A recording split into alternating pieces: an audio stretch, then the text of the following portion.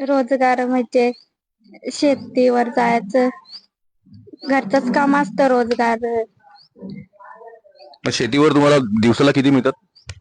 नाही म्हणजे शेती आमचीच असते, आम्ही दुसऱ्यांचे नाही जात. अच्छा, ओके. जे दुसरी तुमच्या गावात जे दुसरीकडे जातात शेतीवर त्यांना किती मिळतात दिवसाला? 250. 250 रुपये. तर तुम्ही तुमची शेती करतात आणि बाकी फक्त त्याच्यावर रोजगार, पण ते पण 3-4 महिने असेल ना फक्त भात शेती? हा, आणि मग बाकीचे महिने काय करतात?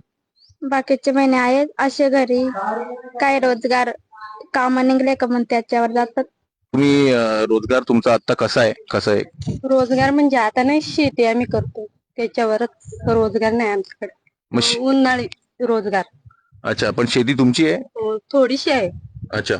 पण ते फक्त 3-4 महिने असेल ना? हो. मग बाकीचं काय करतात? बाकीचं काय नाही, असंच घरी रोजगार नाही भेटत आहे. अच्छा.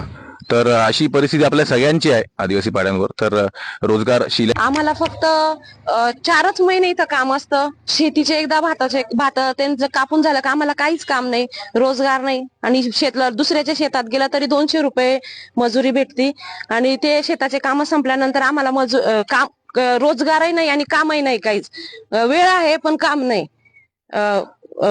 म्हणजे आवड पण आहे पण मग त्याला मार्केट पण नाही आणि हे पण नाही आम्हाला.